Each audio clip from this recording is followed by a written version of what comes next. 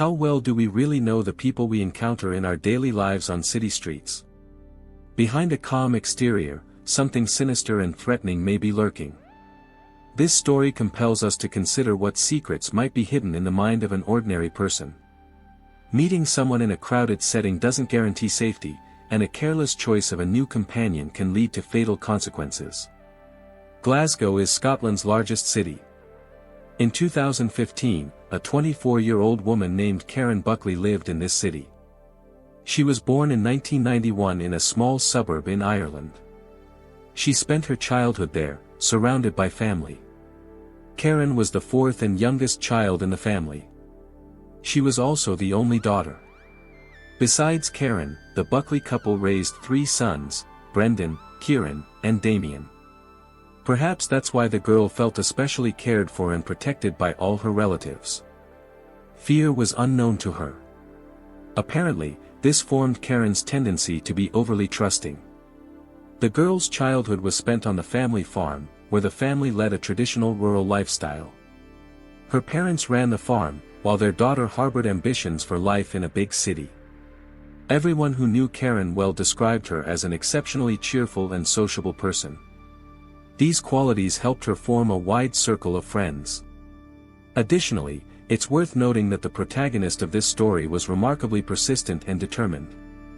That's why, immediately after finishing high school, she applied to an Irish university. At this institution, the girl intended to qualify as a nurse, showed excellent academic results, and successfully completed her studies. Even then, traveling held a special place among her interests. By the time she finished university, Karen had already visited several countries, including Thailand and South Africa, and was also passionate about soccer. After earning her nursing degree, the young woman decided to test her abilities in eastern England and moved to Essex. In this area, she sought to apply her education by finding work in a medical facility. However, after a few months, Karen realized this decision wasn't working out. Working in administration was acceptable, but her ambitions were greater. After carefully analyzing the situation, Karen concluded she needed to move on, so she changed her residence again. This time, her path led to Glasgow in Scotland. The young woman decided to pursue a master's degree in occupational therapy. She chose an institution and successfully enrolled. This happened in January 2015. Karen had just arrived and started her studies, rented an apartment in the city, and energetically built connections with locals to create a new social circle. Moving to such a large urban center was an unusual experience for her, as she had grown up on a farm in rural areas.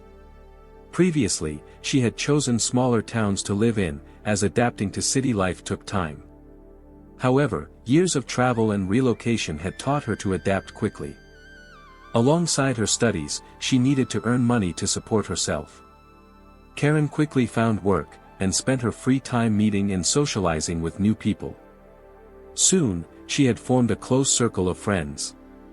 The young woman became a regular at nightclubs with her girlfriends. Most of this group consisted of her university colleagues, including the girls who shared her apartment. On April 11, 2015, she planned to relax on Saturday evening. Karen, accompanied by several friends, headed to Glasgow's West End. A popular nightclub called Sanctuary operated in this location. The group arrived at their destination at 11:45 p.m. The girls ordered cocktails and danced. Around 1 a.m., Karen left the group, explaining she needed to use the ladies' room. Logically, such an absence should have been brief. However, more than 30 minutes passed when one of the group began asking others about Karen's whereabouts.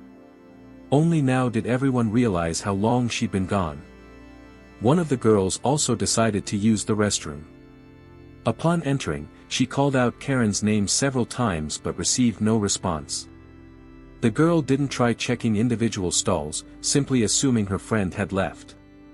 Later, they ran into a mutual acquaintance who had seen Karen leaving the club. This person assured them there was no cause for concern, as Karen intended to take a taxi. The friends didn't feel alarmed about the situation, assuming Karen might have met someone and left the club without warning. Some of the girls from their group lived with her in the rented apartment. They stayed at the club a while longer, continued dancing, then went home to rest. Each was convinced they'd see Karen in the morning. On April 12, the girls woke up and immediately noticed their roommate's absence. In their sober state, they could objectively analyze the situation. Their attention immediately focused on the fact that Karen's personal belongings were missing. This meant she hadn't returned from the nightclub. At the same time, none of them had received any messages from her, which seemed unusual. Karen traditionally always stayed in touch and informed others of her intentions. The friends realized, if she really had intended to accompany a man to his place, she would certainly have told someone about it or at least texted in the morning. Attempts to reach her by phone proved fruitless, and text messages on apps and social media also went unanswered. The girl was highly active online, but everyone noticed her absence from platforms since the previous evening when the group had visited the nightclub. By midday on April 12, 2015, the girls felt seriously concerned. They contacted all of Karen's acquaintances, but none had useful information. Realizing they were in an unfamiliar city, the girls decided to contact law enforcement, as they felt anxious about possible dangerous circumstances. Police officers took their report, though without particular enthusiasm, as the case involved Saturday night partying and a young female student who had the right to spend her time as she pleased without reporting to anyone, could have continued partying elsewhere or joined a new group. However, the officers showed proper attention and contacted the Buckley family in Ireland. The investigators intended to inform the family that their daughter had left a party the previous night and her whereabouts had been unknown since then. They also wanted to ensure the girl wasn't with relatives. The family, father, mother, and brothers, immediately felt serious concern. Each of them understood that such behavior was completely uncharacteristic of Karen, as she had always been reliable and never disappeared for extended periods. And she certainly couldn't have done this without warning of her intentions. Under any circumstances, the girl always maintained contact. What concerned the parents most was their daughter's complete absence from social media. Karen was a sociable person with an active online presence, and her parents also couldn't reach her by phone. After receiving information from the Buckley family, Glasgow police immediately began search efforts for the 24-year-old girl. Logically, they first decided to examine the nightclub where she was last seen. The club's management showed complete willingness to cooperate. Law enforcement officers interviewed the establishment staff and obtained surveillance footage from cameras installed both inside and outside the premises. By this time, several officers were already collecting statements from the missing woman's friends, which helped establish more precise timeframes for her disappearance. According to their testimony, the girl was last seen around 1 a.m. on April 12, using this data. Police began analyzing the video materials provided by the nightclub. Karen was quickly identified in the recordings. She was with her friends. Later, the girl left the establishment alone, walked around outside the club for a while, then stopped to talk with an unknown young man. Analyzing the nonverbal signals, one could conclude their interaction was friendly. In the final frames captured by the external camera, the young people got into a Ford Focus and drove away. The establishment's employees couldn't identify the driver. It's worth noting that as she walked to the car, the girl barely swayed, indicating she was sober. She had only drunk a little. The young man didn't support her or help her get into the car. According to her friend's testimony, during the evening she had consumed only a few low-alcohol cocktails. After showing the video recording with the unknown guy to Karen's roommates, none could identify him. The girl hadn't come to the establishment with him, no one had noticed him during the evening. So, the next step was to identify this young man, arrange a meeting, and talk with him. At that point, the girl's fate remained unknown, so law enforcement refrained from hasty conclusions, assuming the young man might have useful information to continue the search. On April 13, 2015, police produced photographs of the unknown man and posted them near the nightclub entrance. Investigators hoped someone would identify him, or he would personally come to the station to assist with the investigation. They didn't have to wait long for results. On April 14, a young man called the police station, stating that the photo looked like his friend, with whom they had visited the establishment that night.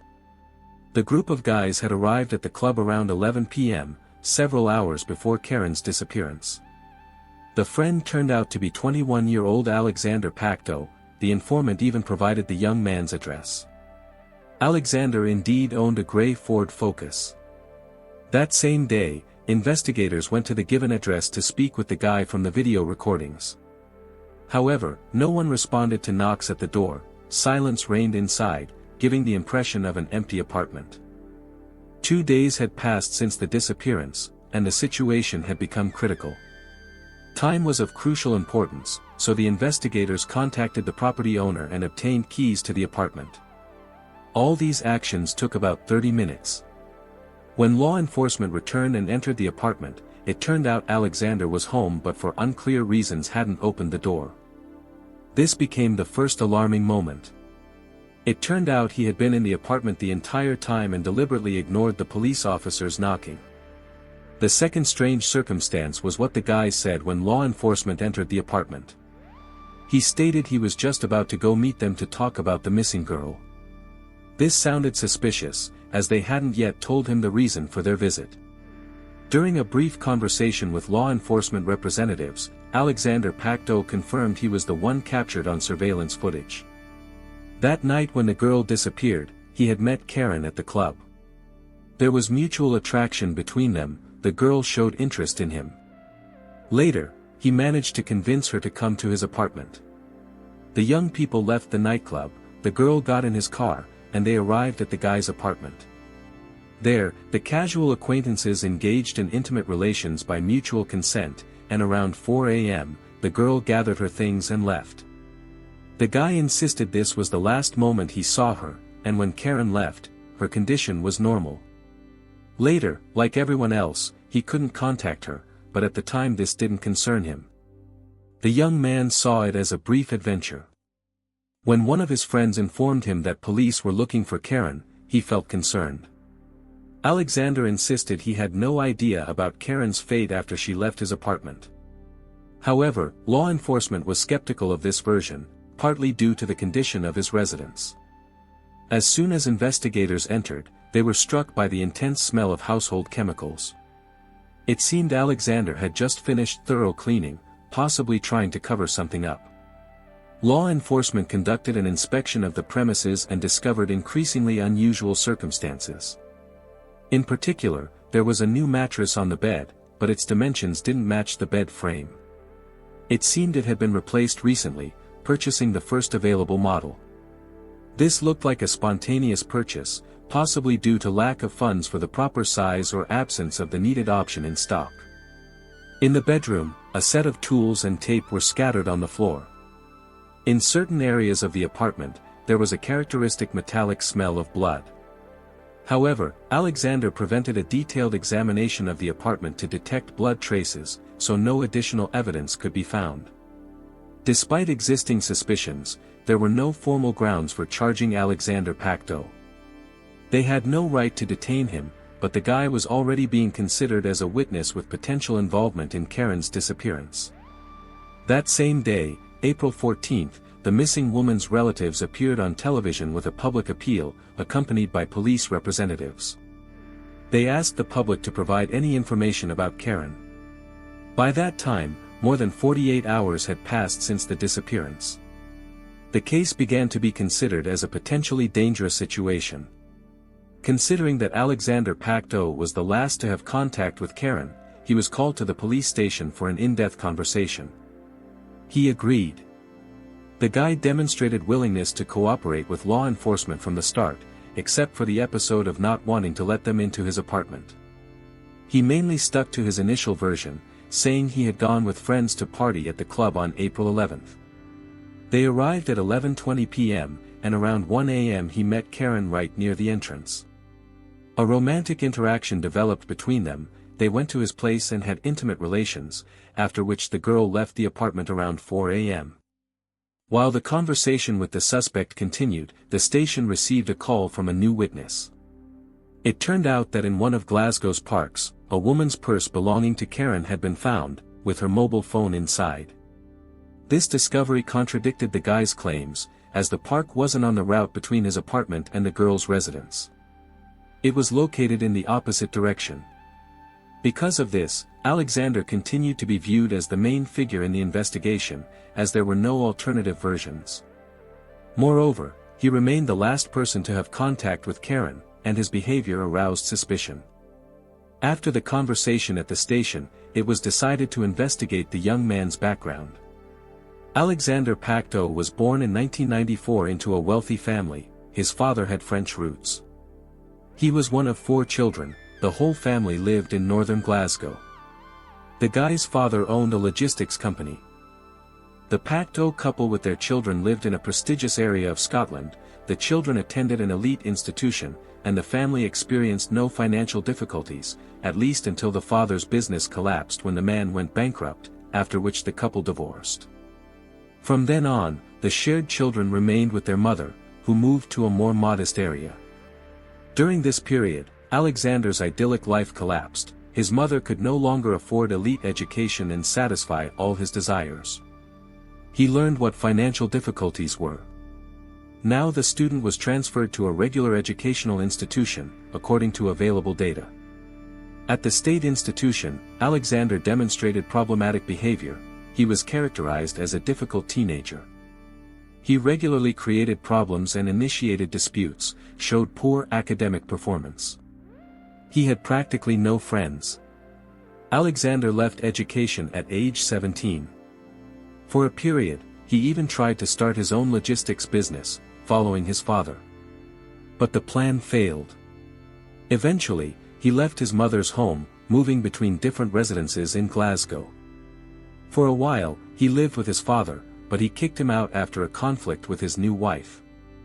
The young man survived on temporary jobs and irregular earnings. Thus, he became a recipient of social assistance. Alexander had no luck with employment. To get money, he was ready to break the law. In 2014, the young man tried to make counterfeit money, created copies of £20 notes, which he used to pay in shops. But he was exposed, detained, and convicted. This was considered Alexander's first offense. Because of this, he was punished only with community service lasting about 25 hours. As law enforcement established, this wasn't his first crime. For unclear reasons, his more serious offense wasn't mentioned in the counterfeiting case. In 2011, he was detained for attempted sexual assault on a 24-year-old woman. He attacked her, dragging her into a dark corner. At that time, he had just turned 17. Then Alexander met his future victim near a nightclub, which closely resembled the case with Karen. He said he was waiting for a taxi and offered to give the girl a ride. He learned her home address, lying that they were going the same way.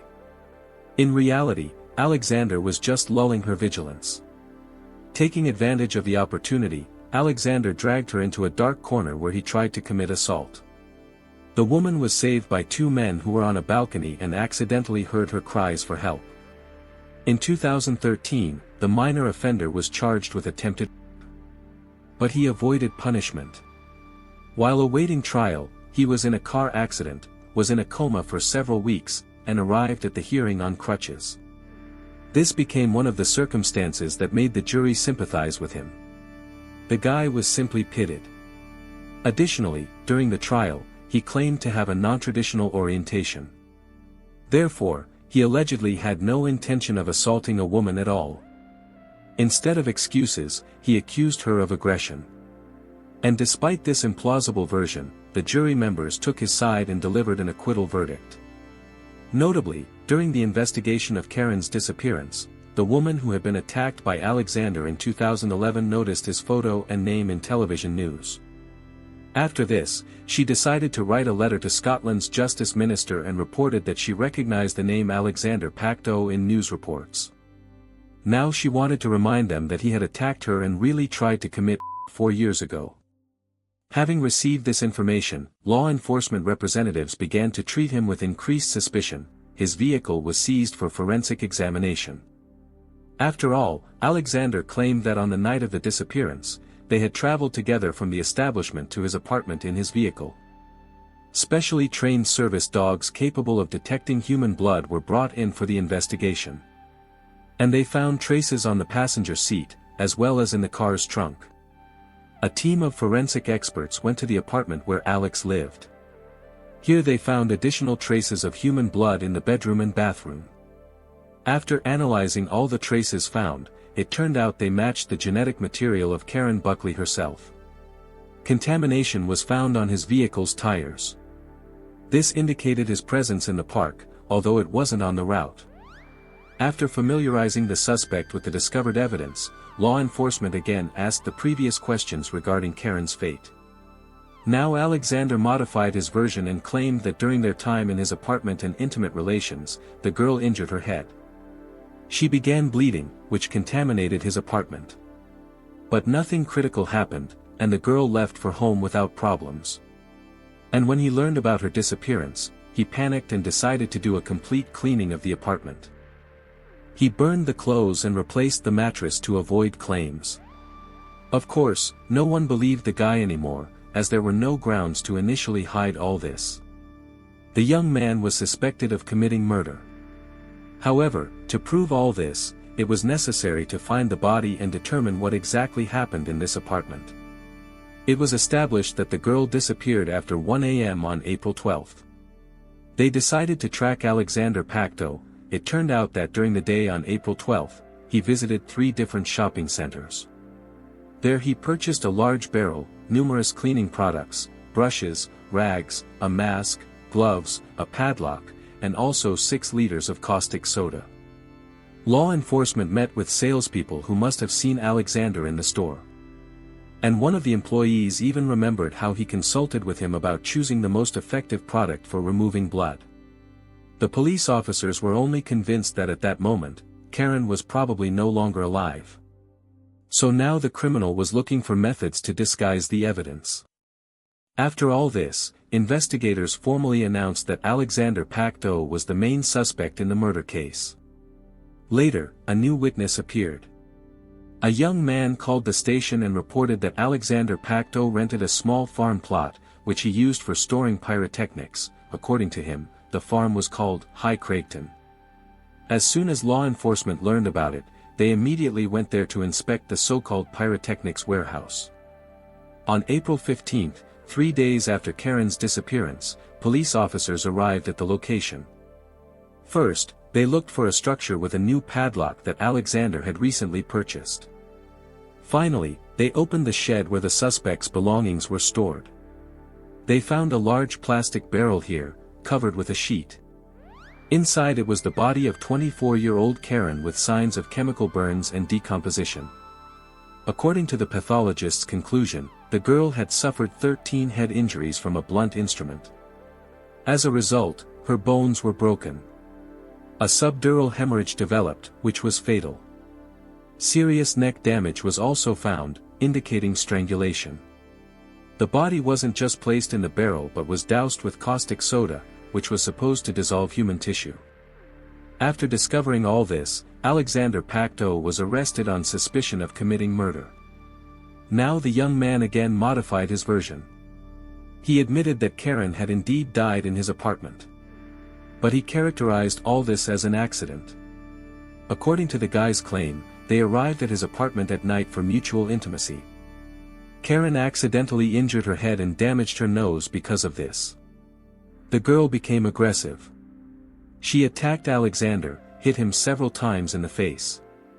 In response, he also became enraged and grabbed a wrench that was in his apartment and began defending himself from the girl.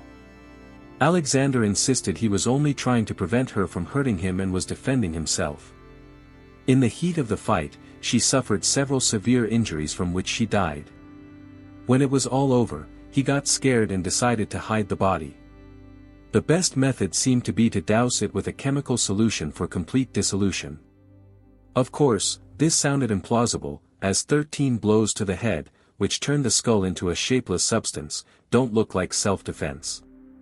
Additionally, Alexander's version sounded false, as law enforcement had evidence that Karen wasn't his initial target at all. Surveillance camera recordings were found from the evening of April 11, where even before meeting Karen, Alexander was following another girl in pink clothing. He followed her for a long time. It was noticeable that he was trying to remain unnoticed. In the opinion of law enforcement representatives, the behavior indicated that a predator had gone hunting. He was looking for a victim, so the murder was premeditated. Court hearings in the murder case began in August 2015. By this time, the defendant's version had changed several times. But he couldn't avoid justice. Shortly before the trial began, he admitted guilt to the charges brought. For him, this became the only method to hope for a reduced sentence. After all, denying was already pointless. According to the criminal's final version, he offered to give the girl a ride home that night. She had no plans to go to his apartment, didn't want to engage in intimate relations with him. They continued talking in Alex's vehicle. At some point, Karen said something that provoked the criminal's anger. He claimed he couldn't even remember exactly what it was, but Alex couldn't control himself. He grabbed the victim by the throat. He strangled her, and then grabbed that same wrench and began striking. As it turned out, the girl died directly in his vehicle. He moved the body to his apartment already without signs of life. Here the killer wrapped her in a sheet and left her like that, after which he went to sleep. Alexander woke up, saw the body just a few meters from his sleeping place, and immediately went to buy chemicals. A barrel, brushes and other items needed to dispose of the body. Already here, returning home, he immediately tried to dissolve Karen Buckley's body in the bathtub, using a substance to speed up the process. He even dismembered her body, hoping this would speed up the process. He needed to act very quickly, as the criminal didn't live alone. His roommate was supposed to return that same day around 8 p.m. The initial plan of dissolving in a chemical solution in the bathtub didn't work, so he was forced to hide the body in his room again. Thus, Alexander again spent the night with a dead body a few meters from his sleeping place. On April 13, he threw the wrench into a local water canal, bought additional cleaning products. He burned part of the evidence, including clothes and bloody bed linens, at the High Craigton farm, threw the girl's purse and mobile phone in a local park, and then bought a plastic barrel in which he placed Karen's body with even more of the substance. In this state, he loaded all this into his car's trunk and transported it to the High Craigton farm, where he hid it. The confession of 21-year-old Alexander Pacteau allowed avoiding a long and difficult trial for everyone. He was sentenced to life imprisonment, but the killer retained the right to parole. He will receive it after 23 years, so he could be free at age 44. Please write your thoughts and reactions in the comments below. For those who are new here, subscribing is the best way to stay updated on future content. Also give a like please. Take care of yourself and your loved ones. Thank you for your support during this difficult time. Until next time, friends.